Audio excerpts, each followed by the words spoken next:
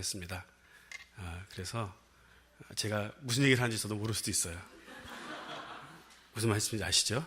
예. 시차 적응과 대륙 간 이동에 그다음 비행기를 밤새 타고 왔으니까 제가 무슨 얘기를 하는지 모르겠거든 성령님이 말씀하시는 걸 알고 들으시면 되겠습니다. 저도 설교 준비도 많이 안 했습니다. 그러니까 우리 주님이 우리에게 무슨 말씀하시는지 같이 듣도록 하겠습니다. 저는 오늘 탕감에 대한 이야기를 하려고 합니다. 용서에 대한 얘기를 하려고 합니다. 원래는 그러니까 제가 한 8일 전인가 7일 전인가 우리 차 목사님하고 한국에 왔습니다 인사를 했을 때 다음 주에 설교해 주시죠 할 때는 어떤 설교를 할까, 제가 그래도 목회 생활을 한 지 좀 됐으니까 설교가 많을 거 아니에요, 그렇죠? 갑자기 설교 부탁을 받으면 대부분 설교를 자기가 잘 하는 거를 꺼내서 합니다. 그래서 제 컴퓨터에 있으니까 항상 그 중에 하나님이 일주일 동안 기도하다가 어떤 설교를 해라 하는 걸로 하려고 했는데, 인도네시아 여행을 이제 부모님하고 갔는데 부모님하고 이렇게 차 안에선가요? 얘기를 하던 중에 부모님이 최근에 있었던 저희 부모님, 저의 모교회죠. 우이동이라는, 서울 우이동이라는 산골짜기에 우이제일교회라고 있습니다. 저희 교회에 최근에 부흥 강사님이 오셨는데, 부흥 강사님이 부흥회 중에 이런 얘기를 하셨다고 했습니다. 누구든지 탕감해 줘야 될 사람이 있으면 결심하시고 탕감하십시오. 빚을 진 사람이 있으면 빚을 탕감해 주십시오. 물론 그 사람이 갚을 능력이 없거나 오랫동안 나에게 사기를 치고 죄진 마음으로 살면 탕감이 되라, 그런 말이죠. 모든 빚을 다 갚아주라는 말은 그런 말은 아닙니다. 그래서 그런 설교 말씀을 듣고 저희 어머니가 이 얘기를 나눠주신 것입니다. 저희 어머니가 한 십수년 전에 큰 돈이 있으신 분은 아니신데요, 평생 벌으신 돈이 있었어요. 물론 캐시를 얘기하는 겁니다. 현금. 집은 있고요, 그대로. 캐시를, 평생 벌은 캐시를 가장 친하다고 할 수 있는 옆집 아주머니, 그리고 고향분이시죠. 그러니까 제일 믿고 사는 분들이죠. 그분에게 작은 돈을 조금씩 빌려주시다가 그 이자 받는 맛에 너무 큰 돈을 빌려주셨는데 어느 날 그냥 전문 용어로 배째라고 하시나요? 배째. 안 웃으시네요? 웃지 말라고 배우셨나요? 네, 웃으셔도 됩니다. 네. 별로 안 웃기셔도 웃어주시면 됩니다. 네. 배째 아시죠? 네. 무슨 말인지 아시나요? 너무 어려웠나? 네. 못 갚겠어. 그래서 어려운 여러 가지 과정을 갔는데 희한한 방법으로 그분들이 빠져나가셨어요. 그래서 저희 어머니가 결국 어머니가 평생 벌었다고 하는 전 재산을 날리셨습니다. 제가 너무 전문 용어로 많이 쓰는 것 같아요. 예. 날리셨습니다. 저는 고상한 말을 잘 못합니다.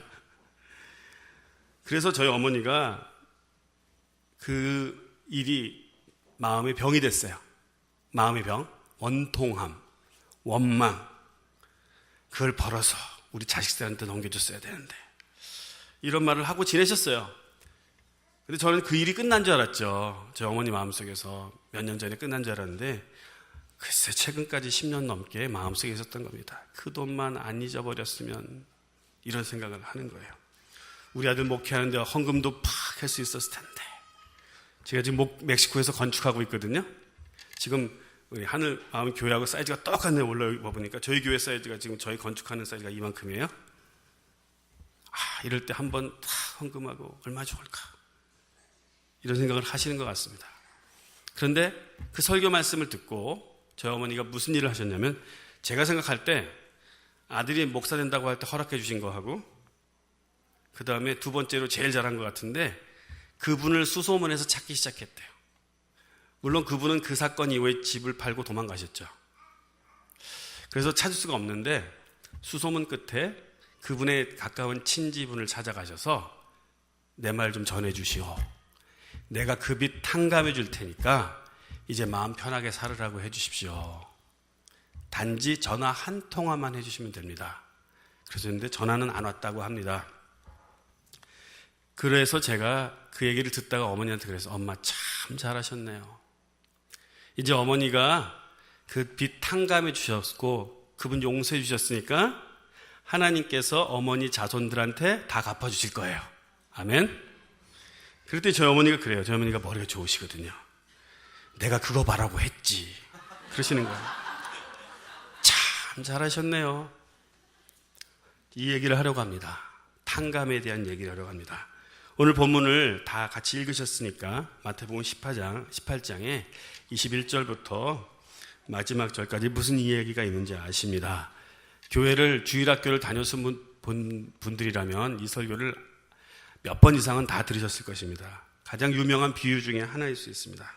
그렇지만 또 한번 이 말씀을 생각하면서 하나님께서 나에게 무슨 말씀을 하려고 하시는지 한번 보도록 하겠습니다. 저는 원래 차 목사님이 읽어주시지 않으시면 23절부터 읽으려고 했어요. 이러므로 천국은 그 종들과 함께 회개하려 하던 어떤 임금과 같으니. 천국 이야기입니다. 하나님 나라를 정말 이 땅에서 누리고 살아가고 싶은 사람이라면 여기서 하나님 나라를 죽으면 가겠죠?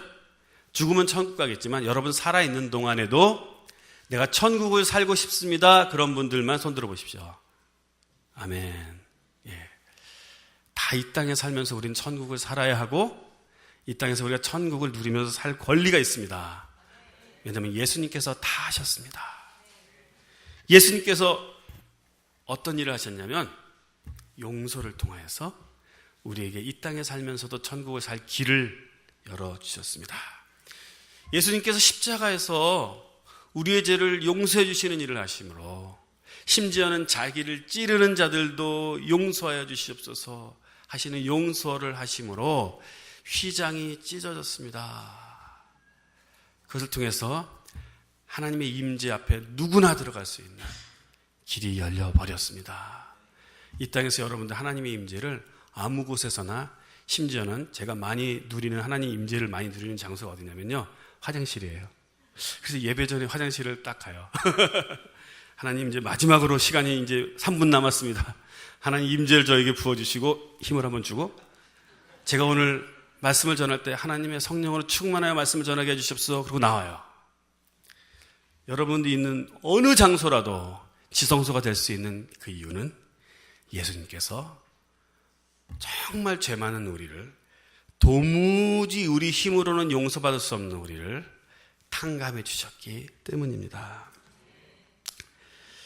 그런데 저는 원래 이제 본문 23절부터 읽으려고 했었거든요. 그런데 그 23절 바로 위에 구절, 이 스토리에 목사님 읽어주신 대로 시작은 무엇부터 시작되냐면 베드로가 예수님에게 질문하는 질문으로부터 이 비유가 시작된 것입니다. 베드로가 뭐라고 질문했습니까? 예수님, 형제를 몇 번 용서할까요? 그러면서 말하기를 7번 용서하면 잘하는 것입니까? 베드로는 이렇게 질문할 때 아마 예수님께 칭찬을 받으려고 했을 것입니다. 왜냐하면 생각해 보십시오. 어떤 사람을 7번 용서해 본 적 있으세요? 남편이나 자식 빼고? 남편은 수없이 용서해야 되죠, 그렇죠? 끝도 없죠. 예. 자식은 그냥 잊고 살기로 했나요? 끊임없이 용서해야 될 대상이 남편과 두 아들이네요. 큰 아들, 작은 아들. 예. 그 사람들 말고 어떤 사람을 7번 용서한 적 있나요?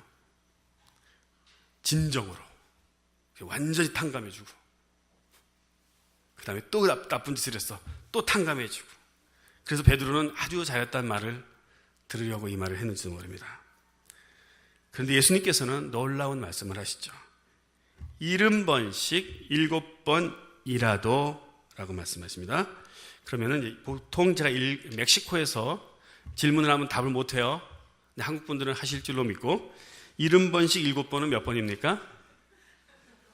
대답을 안 하시죠. 왜냐하면 너무 유치해서. 그것도 한국 사람들 같이 암산이 빠른 사람들이 없어요. 외국에서는요 돈을 내잖아요. 그래서 만 원을 내고 그리고 4,300원어치 샀으면 돈을 어떻게 주는지 아세요? 700원을 먼저 줘요. 자기가 헷갈리니까. 4,300원에서 700원을 주면서 5,000원 이렇게 말을 해요. 무슨 말인지 아시죠? 5,000원, 그 다음에 6,000원, 7,000원, 8,000원, 9,000원, 10,000원 이렇게 줘요. 대부분 나라에 가면 그렇게 합니다. 외국에 가면. 왠지 아십니까? 암산이 안 되기 때문에. 빼기가 안 돼요. 한국 사람들은 그냥 바로 하잖아요. 490번. 그러면 490번이라는 숫자가 얼마나 엄청난 숫자인지 여러분들 아시죠? 어떤 사람은 490번 용서할 수 있습니까? 엄청난 숫자입니다. 그런데도 불구하고 예수님은 490번 용서라고 한 것은 아닙니다. 왜냐하면 70번씩 7번이라도 그 말은 끝까지 하라는 것입니다. 계속 용서해야 된다라는 것입니다. 다시 말해서 그러면 내가 평생 그 사람을 490번 용서하면 되겠지라는 말보다 더 어려운 질문이에요. 더 어려운 요구예요. 하루에 490번이라도. 그래서 용서는 양파와 똑같습니다. 양파와 똑같은 존재가 두 존재가 있는데 용서란 존재와 여자란 존재가 그래요. 여자는 아무리 벗겨도 제 아내를 도무지 알 수가 없어요. 오늘 이걸 하면 저 아내가 기분이 좋을까 안 좋을까는 완전히 도박이에요. 어떤 날은 똑같은 걸 했는데 왜 이걸 사왔어? 이러기도 하고 어떤 날은 내가 그럴 줄 알고 안 사가면 왜 안 사왔어? 이럴 수 있습니다. 그게 여자예요. 그래서 알 것 같은데 살면 살수록 모르는 것 같지 않으세요? 장은 모르실 것 같아요. 그래서 우리는 영원히 이 학교를 졸업할 수가 없습니다. 양파의 학교. 근데 또 다른 존재가 있는데 용서라는 존재입니다. 그러니까 여자와 살면 남자들이 많이 울어야 되잖아요. 그렇죠? 그렇죠? 많이 울어야 돼요. 양파 껍질을 벗기 위해서. 우리끼리만 알아요. 속이 상해서 많이 울어요. 그렇죠? 용서라는 것도 똑같습니다. 제 아내 눈빛이 굉장히 강렬하네요, 오늘. 예. 내가 집에 가서 잘할게요. 예. 양파라는 존재, 양파가 아니라 그러죠? 용서라는 존재도 그렇습니다. 내가 저 사람을 정말 전심을 다해서 용서를 해서 끝난 줄 알았는데 한꺼풀만 벗겨진 거예요. 내 안에 그 문제가 아직 남아있는 겁니다. 그래서 그 사람이 또 내가 용서했던 그 문제를 가지고 또 나를 찌르면 괜찮아가 되지 않고 또 내 안에서 분노나 쓴마음이 올라오게 됩니다. 그러므로 예수님께서는 490번이라도 하라고 하는 거예요. 또 용서하고 그 사람에게 또 용서할 일이 생기면 그때 결단하면 되는 거예요. 오늘 저 사람을 완벽하게 다 영원히 용서할 결정하실 필요가 없습니다. 오늘 한 번 더 용서하시면 됩니다. 이런 용서의 정신으로 우리가 살아야만 우리가 천국 하나님 나라를 살 수 있다고 예수님은 제자들에게 말씀해 주신 거예요. 그래서 여기 지금 탕감받는 것이 무엇인가와 용서받았으나 또 용서하지 않았던 우리들 같은 사람이 겪었던 과거의 문제들에 대해서 얘기해 주고 있습니다. 왕의 종의 빚을 탕감을 받았습니다. 그 비유를 오늘 했습니다. 근데 얼마의 빚을 졌다고 했냐면 1만 달란트를 빚을 졌다고 했습니다. 그래서 1만 달란트가 뭔지를 알기 위해서 제가 인터넷 서치를 했죠. 쉽습니다. 요즘에는 성경 공부하기가. 그랬더니 이렇게 써 있습니다. 1달란트는 지역마다 다르지만 각 지역마다 달란트의 기준이 다르답니다. 근데 미니멈 20kg, 맥시멈 40kg예요. 그러니까 금이 한 이 정도 되면은 40kg 될까? 굉장히 그죠? 금은 그 밀도가 세니까 좀 작아도 무겁겠죠. 그럼 이거를 이제 10,000개를 쌓아보는 겁니다. 아마 이 성전을 다 쌓으면 될까? 그래서 어느 정도 여러분들이 그 돈으로 계산해야 되는지를 보기 위해서 봤더니 1달란트는 6,000데나리온이라고 합니다. 1데나리온은 뭐죠? 1데나리온은 하루 일꾼이 일해서 버는 돈. 그러니까 7만 원 정도, 8만 원, 9만 원, 사람마다 다르죠. 근데 보통 일꾼들, 막노동하는 사람들 또는 농장에서 일하는 사람들의 기준입니다. 6,000데나리온으로 16년 동안 품삯을 하나도 쓰지 않고 모으면 1만 달란트를 모았을 때요. 아니죠. 죄송합니다. 1달란트가 16년간 모아야 되는 거예요. 그러니까 1만 달란트를 모으려면 16만 년을 모아야, 한 푼을 쓰지 않고 모아야 여러분들이 모을 수 있는 어마어마한 액수입니다. 왜 굳이 지금 이 숫자를 풀어드리는 이유는 뭐냐면 우리가 받은 은혜가 얼마나 큰지를 얘기하고 싶어서입니다.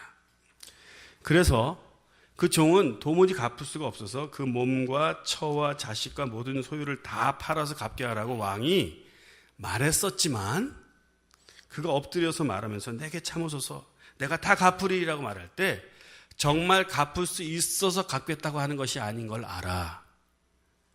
그래서 우리가 하나님께 회개만 하면 된다는 겁니다. 우리가 하나님께 회개할 때 우리가 그 죄를 돌이킬 수 있는 능력은 도무지 없으나 하나님께서는 네가 할 수 없는 걸 알지만 네가 간청을 하기 때문에 내가 너의 빛을 탕감해 주겠다 하시는 것입니다. 뭐라고 써 있냐면 주인이 종을 불쌍히 여겨. 하나님은 우리를 불쌍히 여기십니다. 우리는 하나님 앞에 불쌍히 여김을 받는 존재가 되어야 해요. 너무 이렇게 고상하게 신앙생활 하면요, 은혜를 받을 수가 없어요. 또 자기 의에 빠졌다고 하죠. 나 같이만 믿어보라고 해. 이래도 하나님의 은혜를 받을 수 없습니다. 그냥 하나님 종을 불쌍히 해주십시오. 딸을 불쌍히 해주십시오. 이런 마음으로 사는 사람들이 정말 하나님과 가까이 갈 수 있습니다. 왕은 그가 갚을 수 없는 엄청난 빚이 있다는 걸 알았습니다. 16만 년 갚아야 돼요. 그래서 그에게 은혜를 베풀어 주는 것입니다. 우리 역시 갚을 수 없는 큰 빚을 진 자들입니다. 우리 스스로의 과거의 죄는 우리가 기억하면 다 우리만 아는 것들이 있죠. 우리는 스스로의 죄값을 갚을 수 없는 존재입니다. 죄의 값은 사망이라고 했으니까 죽으면 되겠네 이렇게 생각하는 사람들이 있어요. 하지만 우리가 죽어도 되는 값 해결이 아니에요. 이 죄의 싹은 사망인데 우리는 많은 사람 생각하기로 내가 죽을 자리 예수님께서 죽으셨기 때문에 라고 생각할 때 내가 죽었으면 된다고 생각합니다. 그런 뜻이 아니에요. 죄의 값은 사망인데 그 조건은 뭐냐면 죄를 한 번도 짓지 않은 의인이 죽어야 되는데 이 세상에 의인은 없나니 우린 다 죄인이라고 하나님 말씀하셨기 때문에 하나님은 자신의 독생자, 죄가 하나도 없으신 예수 그리스도를 우리에게 보내주셔서 그분이 나를 위하여 죽게 하심으로 내가 갚을 수 없는 죄값을 갚게 하신 은혜를 주신 것입니다. 그러므로 여러분들이 누군가를 용서해야 될 일이 있거든 수없이 있습니다. 얼마나 용서할 일이 많은지 몰라요. 심지어는 제가 최근에 우리 강사님, 제가 속해 있는 단체의 강사님의 강의를 통해서 깨달은 큰 진리는 뭐냐면 운전할 때도 늘 용서해야 되고 슈퍼마켓 가서도 용서해야 되고 내가 이거 딱 살라는데 어떤 아줌마가 와서 탁 쳐갔어요. 마지막 세일인데 그럼 그런 건 용서 안 해도 되는 줄 알잖아요. 근데 그것도 용서하시고 어떤 사람이 막 급하게 운전하고 가거든 두 가지를 위해서 기도하래요. 그 사람이 안전하게 갈 수 있도록 기도해 주시고 두 번째는 축복하라고. 저 사람이 얼마나 급한 일이 있으면 저렇게 가고 있을까. 하나님 저 인간을 축복합니다. 이렇게 해주시면 됩니다. 그것이 바로 용서의 정신이에요. 나하고 모르는 사람들은 용서할 필요 없다고 생각하잖아요.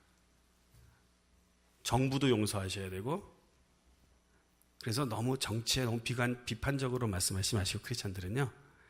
우리는 그냥 축복하고 용서하는 겁니다. 잘못한 거 다 알지만 비판의 마음은 내 안에 있지만 용서하는 거예요. 대통령도 용서하시고 야당도 용서하시고 여당도 용서하시고 용서하는 거예요. 근데 우리는 용서의 정신을 너무 작은 거에서 내가 만날 수 있는 사람만 용서할 수 있다고 생각하는 거예요.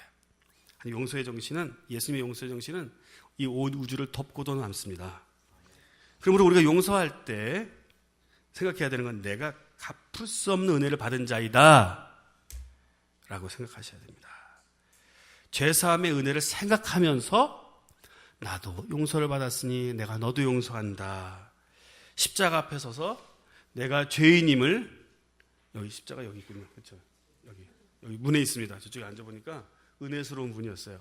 십자가가 문에 딱 새겨 있는 거 보고 나도 건축할 때 저렇게 마무리를 해야겠다 이런 생각을 했습니다. 십자가 앞에 내가 설 때에 내가 죄인이었는데 예수님께서 나의 연약함을 용서하셨구나 라고 생각하고 다른 사람의 연약함을 볼 때 다시 그 사람의 앞에 상상으로 이렇게 십자가 두고 물러나라 이렇게 하지 마시고요. 마음속으로 그 사람 앞에 십자가를 두고 그 사람도 십자가의 정신으로 용납하고 용서하는 그런 용서의 정신을 가져야 합니다. 그런데 왕이 그래서 그를 불쌍히 여겨 탕감해주고 보냈으나 이 사람은 가는 길에 자기에게 빚을 진 100데나리온을 빚을 진 친구를 길가에서 만납니다. 100데나리온은 100일의 품삯이니까 오늘날 만약에 7만 원씩이라고 하면 품삯을, 제가 한국 품삯을 잘 모르거든요. 저희 멕시코는 하루에 한 20불 합니다. 2만 원. 근데 여기는 한 7만 원, 10만 원 하죠. 그러면 700만 원, 1000만 원입니다. 큰 돈입니까? 작은 돈입니까? 사실 큰 돈이에요. 그래서 우리가 여기 넘어지는 거예요. 제가 데나리온 계산을 잘못해가지고 재작년에 남미 어느 교회가 설교하면서 그 몇만 원밖에 안 되는 거 막 그랬어요. 그래서 나중에 알고 보니까 몇만 원 되는 게 아니고 한 1000만 원 되는 돈이었어요. 그러니까 문제가 됐죠. 이 사람 갈등할 수 있는 문제입니다. 하나님 여러분에게 어떤 사람의 1000만 원 빚진 걸 갚으라고 하면 우리가 이렇게 쉽게 갚을 수 있으니까 우리는 이 탕감받은 사람을 판단하기 쉬운데 나도 그 자리에 들어가면 나도 이 자리에 들어갈 수 있어요. 문제는 뭐냐면 이 동관이 친구가 엎드려서 자기한테 간구한 내용을 보면 나를 참아주소서 갚으리이다 이렇게 말을 했는데 이 친구가 하는 말이 정확히 자기 자신이 바로 1시간 전에 왕 앞에서 했던 말이라는 거예요. 어쩌면 하나님께서는 이 탕감받은 종에게 이 소리를 들음으로 나에게 빚진 사람이 자기가 했던 똑같은 말을 하게 했을 때 그 말을 들음으로 내가 방금 탕감받은 내가 받은 은혜를 깊이 생각하게 기회를 주셨을 거라고 생각이 듭니다. 하나님께 기회를 주신 거야. 너도 그 말 했었잖아. 맞아. 너도 탕감해줘야지. 맞아. 아니면 시간을 주든지. 그런데 이 탕감받은 종은 자기가 받은 은혜를 생각하지 않고 이 빚진 자를 감옥에 집어넣었다고 말을 했습니다. 결론은 어떻게 끝나죠? 이에 이 모든 일을 지켜보던 동관들, 동료, 종이라고는 보통 왕의 신하들입니다. 이 사람도 신하였고 옆에 있는 주변 같은 신하들이었을 것입니다. 다른 신하들이 왕에게 이 일을 고합니다. 그러자 왕이 그를 악하게 여겨서 분하여 그를 다시 빚을 갚을 때까지 가둬두어라 해서 옥졸에게 맡겼다고 했습니다. 여기 문제는 무엇이냐면 우리는 용서를 많이 받은 사람인데 우리가 용서하지 않을 때가 많이 있다는 거예요. 우리가 탕감해 주지 않을 때 우리 영적인 상태는 어떤 상태에 들어가는 것인가? 바로 옥에 갇히게 된다는 것입니다. 우리는 내가 누구를 용서해 주지 않으면 저 사람을 가둔 거라고 생각을 해요. 그런 착각에 빠집니다. 하지만 사실은 영적인 원리는 내가 갇히게 된다는 것입니다. 하나님은 이것을 알려주시기 위해서 이 본문 안에 마지막 스토리를 옥에 가두어라 로 마무리한 것입니다. 하지만 우리의 인생의 스토리는 그렇게 끝나면 안 되는 것입니다. 성경에서 우리에게 워닝, 경고하실 때는 그렇게 살지 말라고 경고하시는 거죠. 용서하지 않는 마음은 무엇인가에 묶여 사는 것입니다. 좀 징그러운 얘기지만 영적인 원리에서 내가 만약 어떤 사람을 용서하지 않았는데 돌아가신 분을 내가 용서하지 않고 산다면요, 그러면 마치 돌아가신 분과 내 몸이 하나로 묶여서 살아가는 것과 똑같은 일이에요. 그럼 영적인 상태로 보면요, 죽으신 분이 내 몸에 붙어 다니는 거, 지금 제가 귀신 얘기하는 게 아니에요. 지금 이상한 스토리로 갈까봐 전혀 귀신 얘기하고는 다른 것입니다. 영적인 묶임에 대해서 얘기하는 것입니다. 무서운 얘기가 아니에요. 이 얘기는 영적인 묶임이 그렇다는 거예요. 우리는 용서하지 않은 사람과 내가 묶인다는 사실을 잘 몰라요. 그것을 소울 타이라고 말을 합니다. 혼이 묶인다고 합니다. 내가 저 사람을 풀어주지 않으면 저 사람을 불편하게 하려고 했는데 안 풀어줘. 사실은 내가 묶여서 그 묶임에 묶여 자연스럽지 않은 인생, 자유치 않은 인생을 살아가는 것을 하나님은 원치 않으십니다. 용서하지 않으면 저 사람은 하나도 불편하지 않을 수 있어요.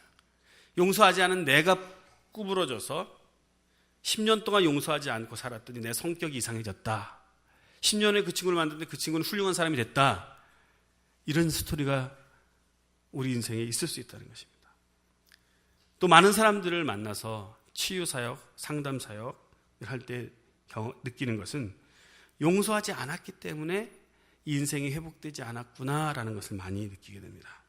우리는 내가 과거에 받았던 어떤 상처로부터 자유하지 않은 영역들이 다 있습니다. 아직도 과거에 어느 시절에 있었던 상처, 누구에게 받은 분한 일들, 그 상처와 쓴뿌리가 내 안에 내 인생에 영향을 미쳐서 내 성격과 성품의 일부분이 되어버린 경우들을 종종 발견하게 됩니다. 그 성격과 성품의 이름들을 몇 가지 말하자면 분노, 두려움, 불안, 스트레스, 우울 이런 것들이겠죠. 이것이 바로 나에게 누가 상처를 줬는데 그 사람을 용서하지 않고 그 분한 마음으로 그 상한 마음으로 살아갔을 때 내 안에 자리 잡게 된 성향들입니다. 이런 문제들의 진정한 해결책은 우리가 하나님 앞에 나아가서 십자가 앞에서 그 사람을 한 번 용서하는 훈련을 하는 것입니다. 내가 그 사람을 영원히 용서하려고 작정하지 않아도 된다고요. 오늘 하루 용서하시면 되는 것입니다. 하나님의 나라는 용서를 통해서 이루어진다는 것을 오늘 본문에서 말해주고 있습니다. 바로 초반에서 그렇게 말씀하고 있죠. 하나님 우리가 용서함으로 하나님 나라부터 오는 영적인 축복을 받기를 원하십니다. 하나님이 얼마나 이 세상에 있는 아버지들과는 다른 우리 완벽한 아버지가 될 수 없어요. 제가 종종 우리 차 목사님의 페이스북이나 이런 거 보면 참 좋은 아버지시더라고요. 아들 데리고 산책도 하시고.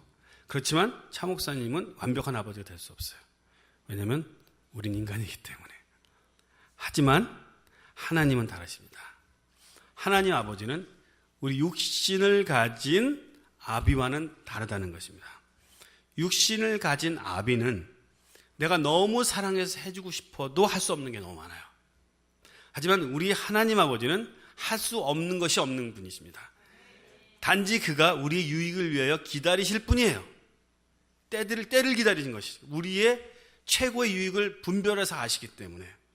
하나님은 우리에게 너무나 많은 걸 주고 싶으신데 우리에게 특별히 이 세상의 물질적인 축복은 살아야 되니까 주시지만 정말 하나님께서 주시고 싶은 것이 뭐냐면 영적인 축복이에요. 이 세상에서 하나님과의 친밀감, 영적인 강력함, 이런 영적인 축복들 우리에게 주고 싶으신데 하나님은 너무 주기 원하시지만 하나님과 우리 사이를 막고 있는 것이 무엇이냐면 우리 마음 안에 있는 원망과 용서하지 않은 마음. 이것이 하나님이 축복을 주셔도 받아들일 수 없는 마음의 상태가 되게 하는 것입니다. 우리가 다 잘 아는 네 가지 밭의 비유를 우리가 알고 있습니다. 돌짝밭, 또 가시가 있는 밭의 비유를 생각해 보십시오. 씨, 믿음이란 씨, 또 축복이란 씨를 하나님께서 우리에게 뿌려주시지만 그 씨가 자라다가 가시 넝쿨에 찔려서 차핑된다고 그래요. 착착착착 해서 더 이상 자랄 수 없는 그것을 이 생에 있는 염려와 근심이라고 성경에서는 풀어주셨습니다. 바로 이런 상태가 염려와 근심이 뭐예요? 마음의 염려와 근심은 우리가 내 삶에 있는 많은 일들을 이해하려고 하지 않고 용서하지 하려 않고 그냥 내 안에 품기 때문입니다. 그래서 하나님께서 우리에게 정말 많은 영적인 축복들을 주시기 원하시지만 실제로 받지 못하는 것은 우리가 아직도 원망하고 용서하지 않기 때문입니다. 근데 놀라운 일이 있습니다. 여러분들 한번 용서하기 시작해 보십시오. 여기 있는 분들이 용서하지 않았다는 얘기가 아니고요. 더 하시라는 거죠.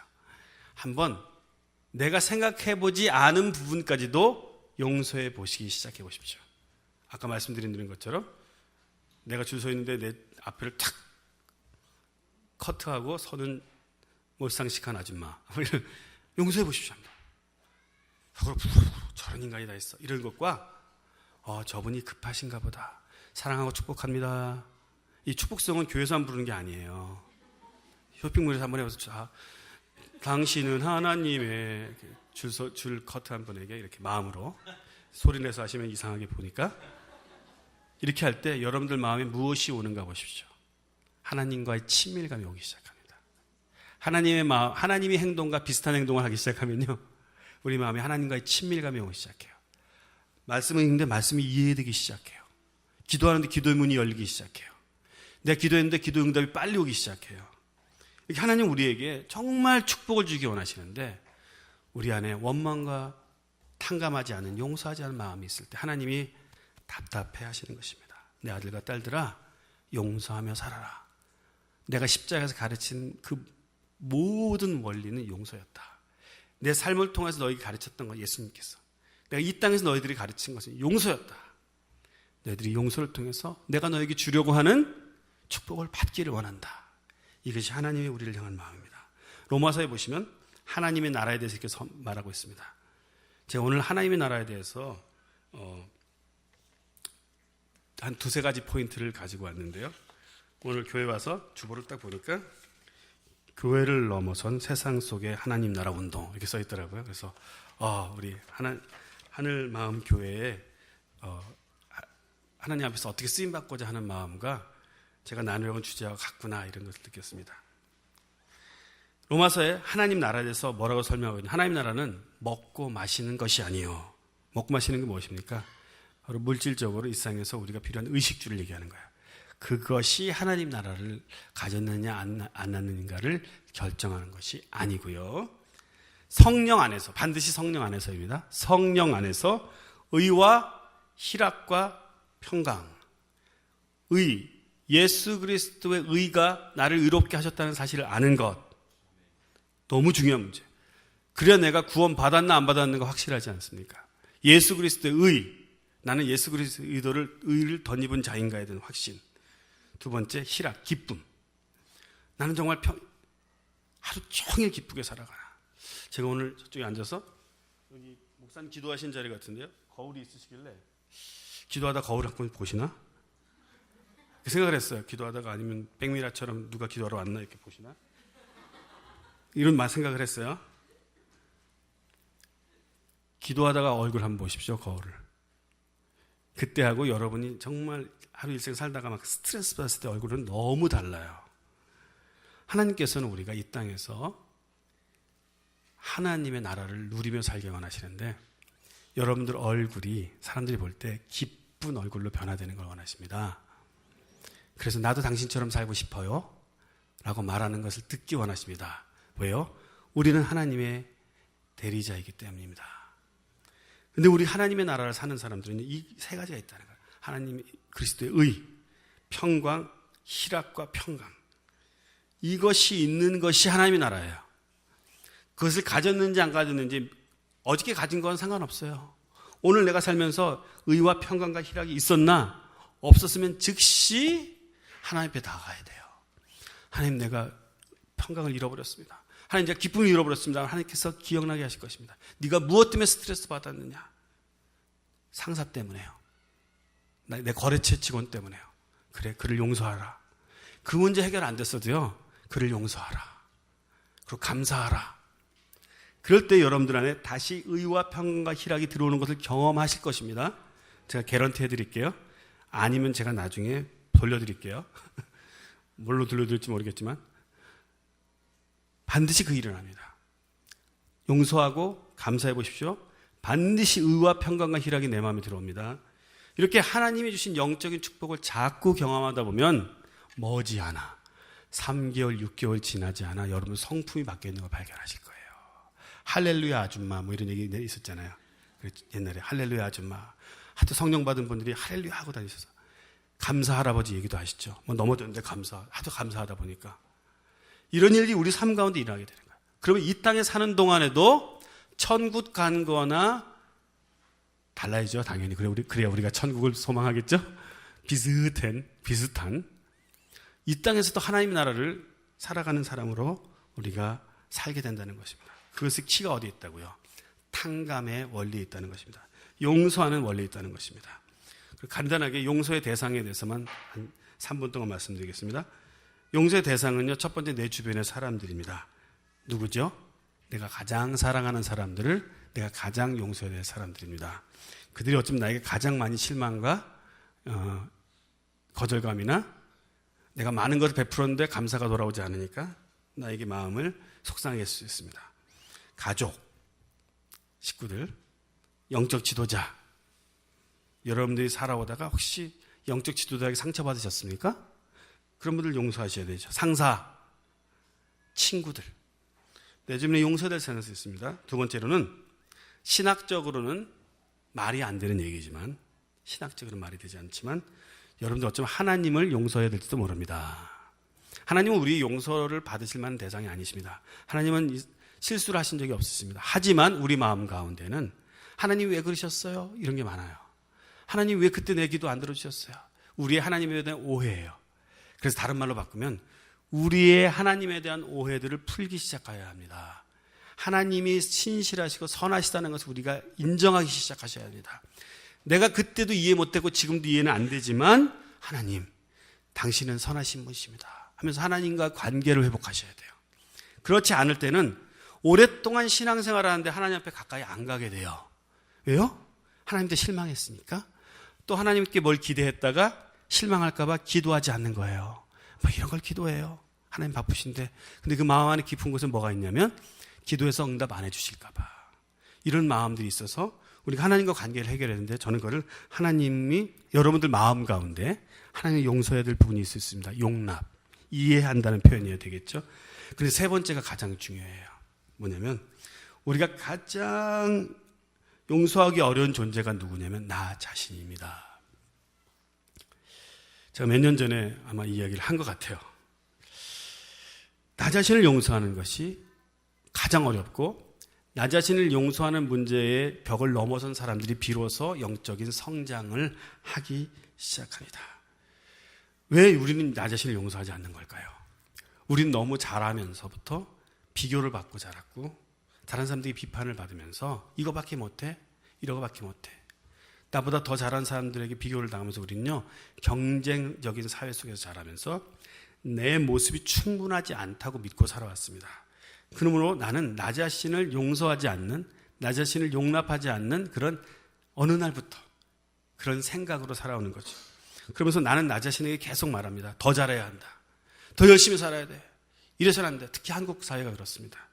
그래서 크리스찬들마저도 얼마나 자기 자신을 용납하지 않는지, 있는 모습 그대로 받아들이지 않고 나의 모습, 나의 소유, 그 노래하고 주제가 안 맞나? 하여튼 내 모습 그대로를 하나님한테 들고 나가서 기뻐하고 셀러브레이트 하셔야 되는데요.